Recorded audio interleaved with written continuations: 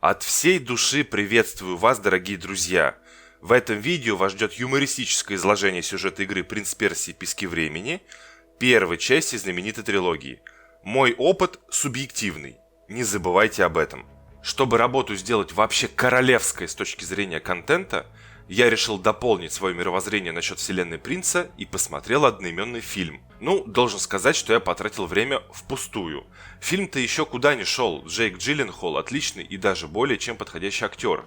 Но сценаристы наплели элементов со всех трех частей, добавили огромное количество поэтических вольностей.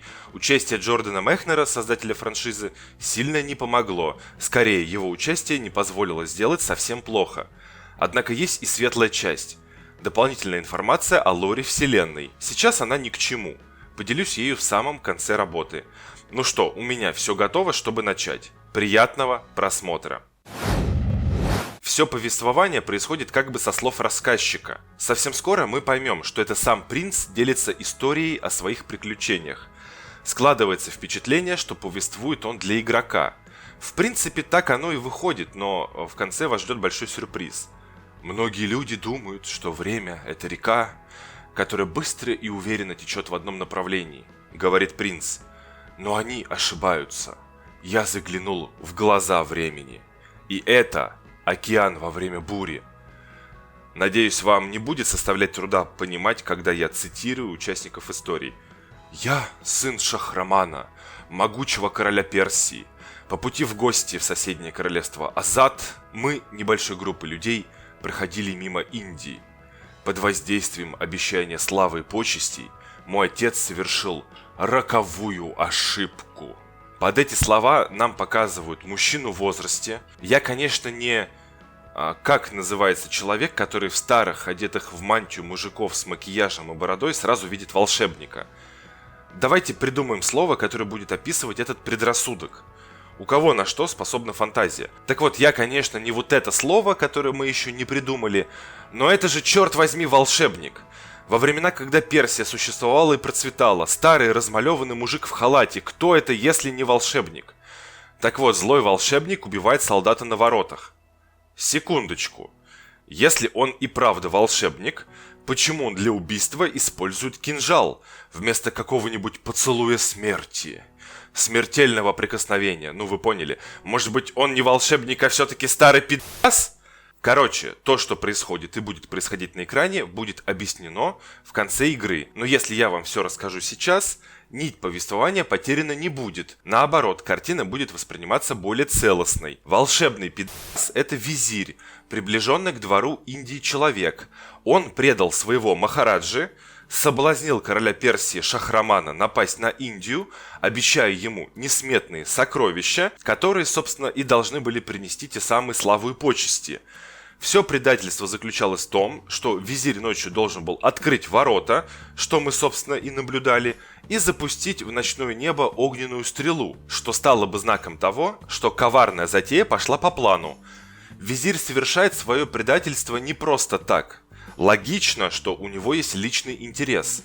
Этот интерес заключается в каких-то особых сокровищах Махараджи, которые Шахраман обещал отдать по его требованию, когда сей акт насилия будет завершен и город будет захвачен. На экране мы видим огненную стрелу, озарившую тишину перед началом бури. Начинается замес. Я не сказал бы, что персы прям совсем уж небольшой группы людей проходили мимо, потому что битва получается довольно масштабной. В самой кульминации сражения визирь подходит к Шахраману, напоминает ему про данное обещание выделить сокровища на выбор, когда все закончится, видимо, для визиря это очень важно, и сообщает, что сокровищница, собственно, за углом. Наш главный герой, принц Персии, который так и не назвал своего имени, слышит это и подрывается с места, будто это было для него сигналом, пролетая в ворота города в последний момент, перед тем, как вход завалит камнями. Когда принц оказывается внутри города, нам важны его мысли вслух.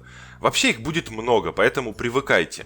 Он рассказывает своим слушателям: «Вы думаете, я чувствовал сожаление о том, что мы за столь короткое мгновение превратили прекрасный город в пепелище?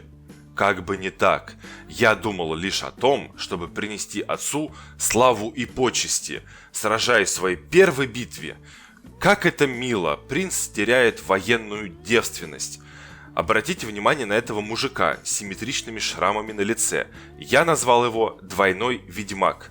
Когда меч принца обогрелся первой кровью, главный герой добавляет: «Я решил принести отцу славу и почести не убийствами, а тем, что быстрее остальных разграблю сокровищницу Махараджа». Вот это словосочетание «слава и почести» я назло буду повторять пафосно каждый раз, так как это будет иметь большой смысл в итоге. Принц без особого труда, если не считать сложнейшие акробатические трюки особым трудом, добирается до сокровищницы и видит кинжал-реликвию. And there it lay, just out of reach, the dagger of time.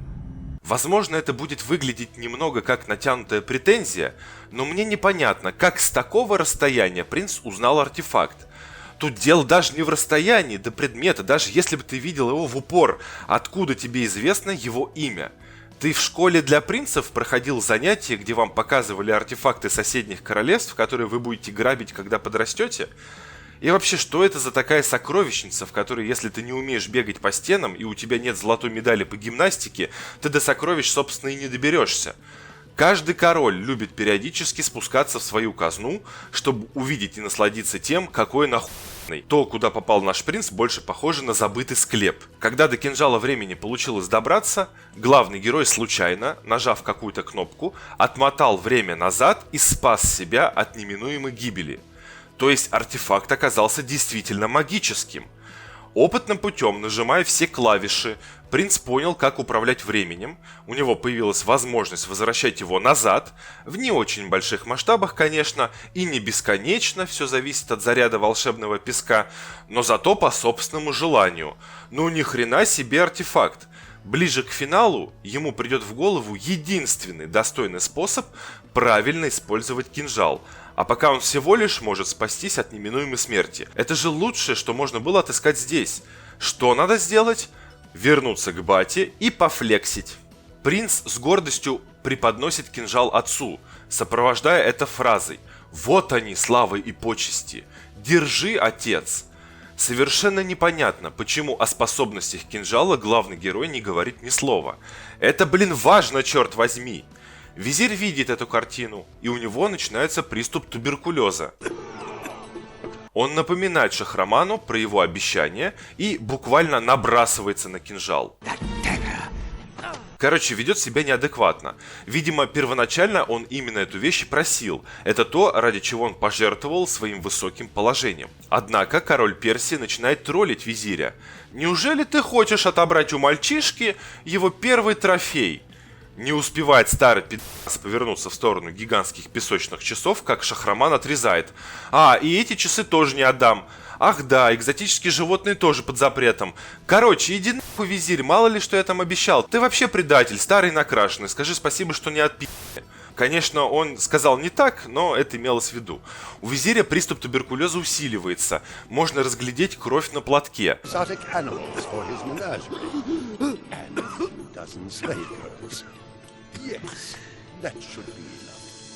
Друг мой дорогой, ты бы к врачу обратился. Как кинжал сможет решить твои проблемы? Нам показывают, как в плен берут девушку. Мы ее видели в самом начале повествования. Но кто она, мы пока представления не имеем. Караван Шахрамана прибывает в королевство Азад. Имя короля Азада нам не называют, но очевидно, что он с Шахраманом старые друзья. Встреча происходит довольно теплой. Король Персии дарит королю Азада гигантские песочные часы. Легко, наверное, дарить то, что спил пару часов назад. Сопровождая это фразой: «Пусть дружба между нашими королевствами будет такой же долгой, как само время». Да уж, степень пафоса просто зашкаливает. Король Азада обращает внимание, что песок в часах необычный. «А какого хуя он светится?» – спрашивает удивленный правитель. Визирь прям ждал этого момента. «Если запихать кинжал в часы, вы, обосретесь от счастья. Клянусь своей тоналкой и триммером». Но так как кинжал у принца, все на него вопросительно смотрят и ждут. Ну ладно, думает главный герой, обосраться от счастья звучит интригующе. По мере того, как он приближался, чтобы сделать это, пленная девушка начала нервничать и кричать, но принц обратил внимание на это слишком поздно. Открывается механизм, песок начинает высыпаться, начинается самый настоящий персидский апокалипсис. О, еще один мужик с удивительными шрамами. Это не тот же, что в начале, это другой двойной ведьмак. Все начинают превращаться в песчаных чудовищ. Начинается паника. Откуда ни возьмись, перед принцем появляется визирь и требует отдать ему кинжал. Ты нахуй хотел? Я могу вернуть, как было. Визирь, блин, ты что, совсем тупой? Ты же сам посоветовал сделать то, что сделал принц. Главный герой отказывается возвращать кинжал и сбегает в последний момент, перед тем, как проход завалит камнями. Мы видим несколько человек и ту самую девушку, на которых песок почему-то не подействовал. Но они убегают, а принцу предстоит первое сражение с монстрами, смерть которых, к слову, заряжает кинжал волшебным песком, позволяющим отмотать время назад.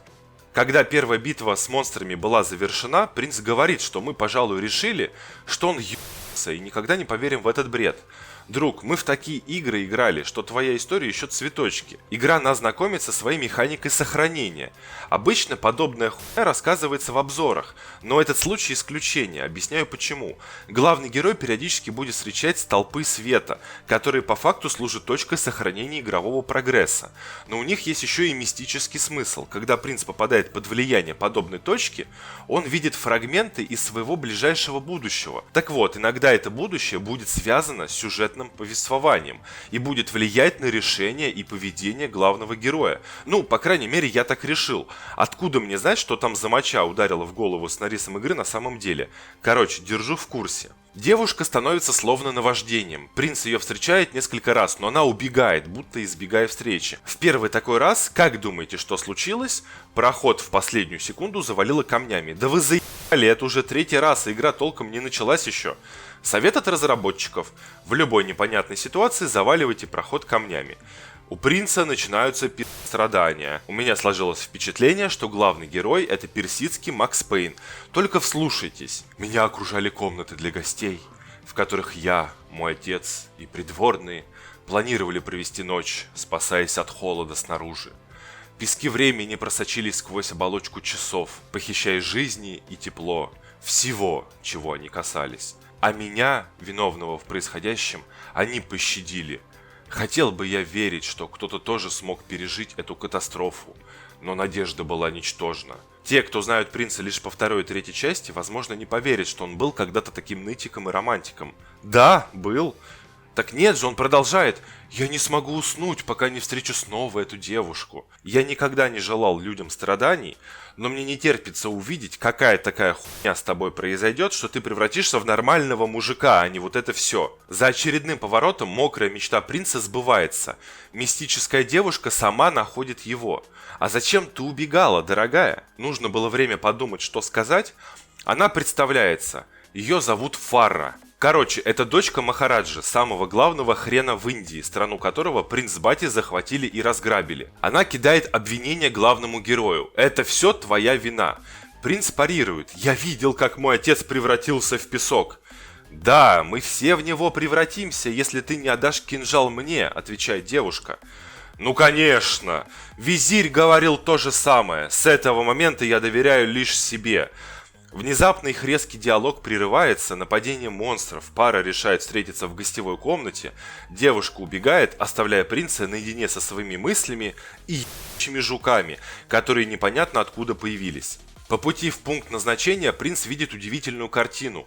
Гигантские часы, которые стали причиной катастрофы, гарпии тащат в башню рассвета. Будем считать, что это сокровищница королевства Азад. Очевидно, что у гарпий есть хозяин.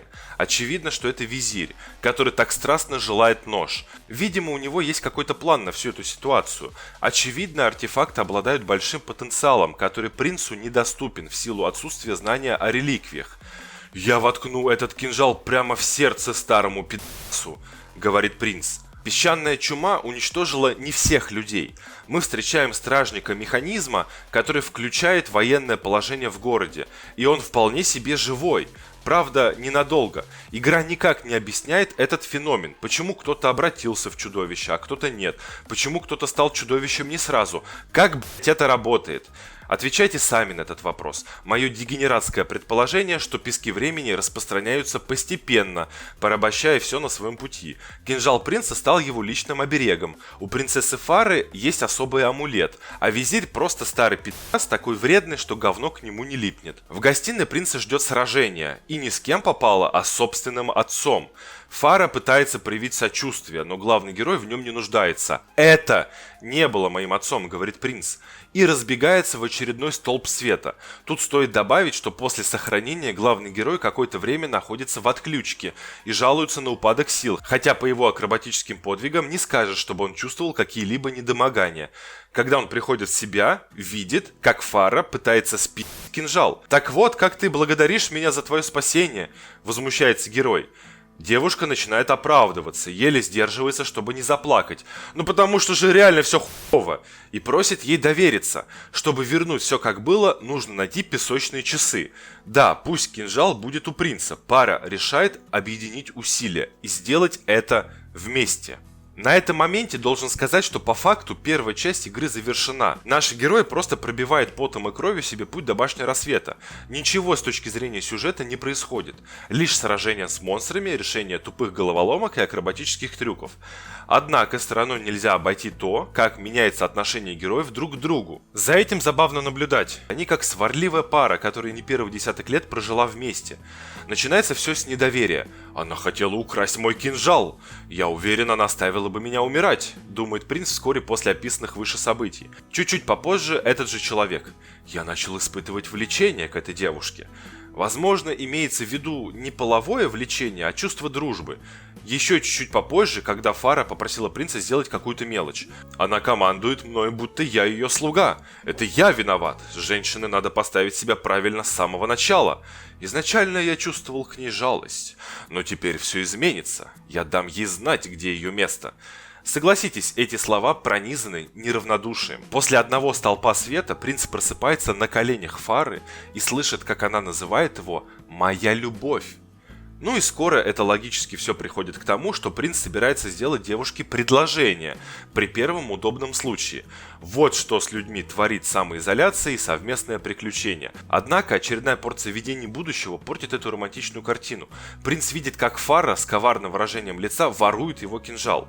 Никто об этом не говорит и не рассуждает, но я делаю личный вывод, что это видение могло оказать значительное влияние на принца, сказавшись негативно на его доверие к спутнице.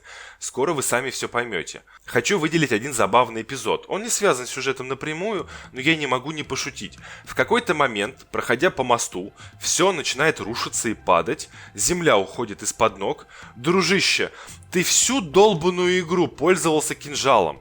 А в тот единственный момент, когда это было по-настоящему необходимо, ты обосрался и про него забыл. Идиот, идиот. Ладно, короче, забудьте все, что я говорил. Мы пришли в башню рассвета. Вы готовы, дети? Товарищи по несчастью достигли финальной точки. Фара, видимо, знает, что надо делать. Принц просто понять не имеет. Она командует: залезь на верхушку часов и ебни по ним хорошенько. И вот черт подери, ну вот самый неподходящий момент, чтобы выебаться и ныть. Но нет, принц не может быть так прост. Я тебе не доверяю. Мы вас поработили, выдает этот придурок. Дружище, у тебя что, есть план получше? Конечно же, именно в этот момент появляется старый пи***ц-визирь. Что-то колдует, начинается ураган. Как вы думаете, что он говорит? Give me the dagger. Мне кажется, это была первая фраза в его жизни. Уважаемые герои под действием возникших неблагоприятных погодных условий улетают нахуй и попадают в какие-то ебня. По пути принц начинает свое нелепое нытье. Что я натворил? Я же мог все закончить одним ударом, но я встретился со своим врагом и проиграл. Я даже комментировать это не собираюсь. Придурок. Могли бы пройти игру и делать новые видео. Нет, блять, с таким подходом, мне кажется, мы застряли надолго. Пара попадает в какое-то подозрительное место, похожее на персидский ад. Начинается разговор по душам. «Ты такой же, как все! Долбанный солдат!» – верещит принцесса. Свет внезапно гаснет, напарники оказываются в кромешной тьме. Принц признает, что он обосрался. А Фара говорит невероятно романтичную фразу, что типа хоть мы и обречены тут провести вечность, зато проведем ее вместе. Ну, я лучше бы повесился, чем с капризной бабой находиться в закрытом пространстве больше, чем 1 минута. У принца, оказывается, есть психические проблемы, у него начинает сбиваться дыхание, что он объясняет своим паническим страхом, вызванным клаустрофобией. Принцесса в самых добрых попытках его успокоить рассказывает про волшебное слово, которое никто, кроме нее, не знает, которое ей мама в детстве сказала по секрету, с инструкцией, что его надо говорить, когда станет страшно. «Каколукия». Вот как оно звучит. Принц его повторяет, и магия случается. Мы слышим звук открывшегося прохода, а принцесса куда-то испарилась. Вот только мистики нам тут не хватало. После бесконечного спуска по ступенькам мы сталкиваемся с самой дебильной головоломкой, которую только можно придумать. Есть 2 стула. Я шучу. Есть 7 дверей. Войдешь в правильную – красава. Так надо угадать подряд 3 раза. Ошибешься – все заново. Угадаешь 3 раза, тебя ждет... Знаешь что? Правильно, 2-й этаж и 7 таких же дверей. Жаль, Стивена Хокинга с нами нет. Над такими головоломками даже он бы просидел не 1 вечер. Когда этот кошмар был завершен, принца ждала достойная награда. Голая принцесса, сауна и гигантский бульбулятор с отборной травой. Ладно, последнего не было. Он складывает свое снаряжение и присоединяется к водным процедурам. Что-то мне подсказывает, что они там не плавали, но нам этого не показали. Принц просыпается на саркофаге. Была ли сауна реальностью? Задается он вопросом. Но даже если нет, я уверен, что мы видели этот сон вместе, успокаивается герой. Это больная тема для мужика, был ли засчитан секс или нет. Но ладно, есть проблема посерьезнее. Кинжал, спи... И меч тоже. Вот засранка. Или предала принца, или решила сделать все за него, видимо, перестав доверять после инцидента в башне. Зато мы находим ее медальон, а он вообще имеет хоть какую-то силу. А теперь представьте, на протяжении всей игры вы использовали кинжал после каждого неудачного действия. А теперь на самой высокой башне города вам придется выполнять все трюки, имея лишь 1 попытку.